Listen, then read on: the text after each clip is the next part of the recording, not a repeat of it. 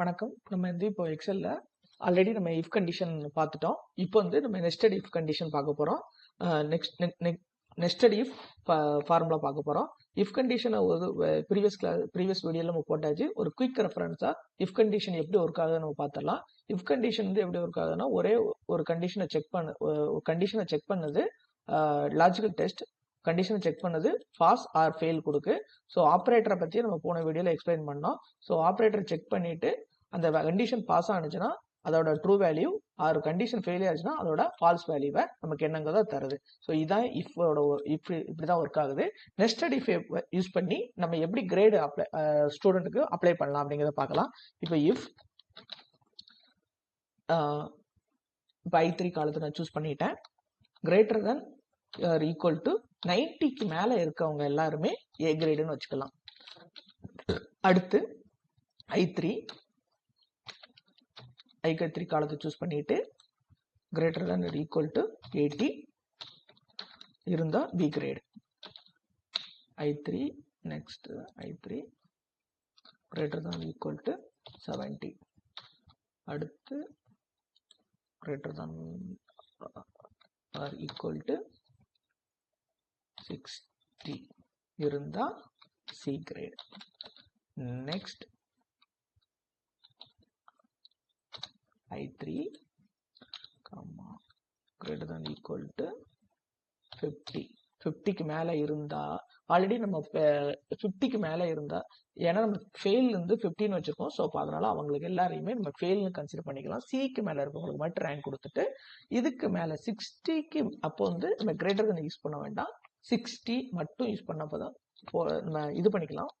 Fail கண்டிஷன்ல இது பண்ணிக்கலாம். ஃபெயில் இந்த லாஜிக்கல் டெஸ்ட் எல்லாமே ஃபெயில் ஆயிடுச்சுன்னா ரிமைனிங் ஃபெயில்.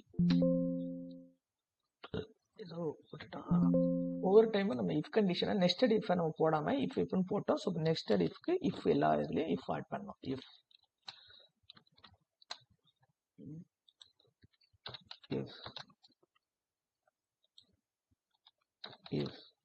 இப்படிதான் நெஸ்டட் இஃப் நம்ம ஆட் பண்ணணும். ஸோ ஃபர்ஸ்ட் இஃப் போட்டுட்டு திரும்ப லாஜிக்கல் டெஸ்ட், அடுத்து அதோட pass is this condition true, then true ஆனா அதோட ரிட்டர்ன் பண்ற value, then if condition add பண்ணணும். அந்த கண்டிஷன் ட்ரூ ஆயிடுச்சுன்னா அதோட ரிட்டர்ன் பண்ணக்கூடிய வேல்யூ, திரும்ப அதுக்கடுத்து நெக்ஸ்ட் கண்டிஷன், அந்த கண்டிஷன் ட்ரூ ஆனிச்சுன்னா அது ரிட்டர்ன் பண்ணக்கூடிய வேல்யூ. இப்போ எல்லாம் முடிச்சாச்சு. Close bracket, enter.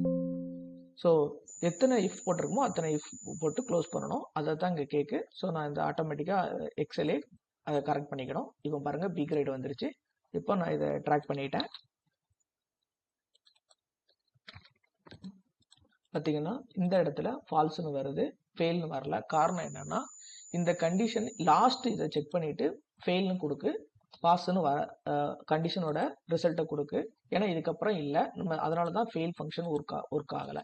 இப்போ அதே அதை ஃபெயில் ஃபங்க்ஷன் ஒர்க் ஆகுறதுக்கு இந்த இடத்துல இஃப் 84க்கு மேலே 60க்கு மேலே இருந்தா நீ அதை பாஸ்ன்னு கொடுத்துரு அப்படி நம்ம சொல்லிடலாம்.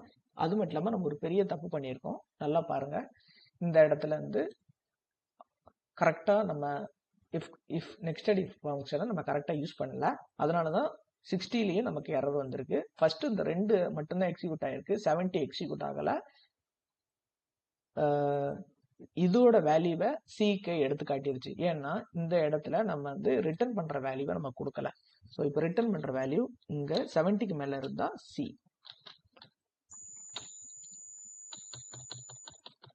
இருந்தா டி, ஆர் 70க்கு கீழே 60க்கு கீழே இருந்தா ஃபெயில் அப்படின்னு சொல்லி கொடுத்தா it will come correctly.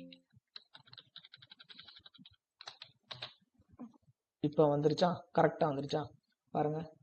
So எங்கெங்க எரர் இருக்குங்களோ அம்பட்டையும் நம்ம கரெக்ட் பண்ணிட்டோம்.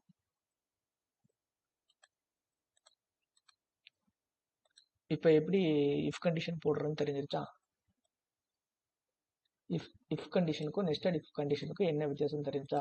இப்படிதான் எக்ஸல்ல நெஸ்டட் இஃப் கண்டிஷன் ஒர்க் ஆகுது. தேங்க்யூ ஃபார் வாட்சிங்.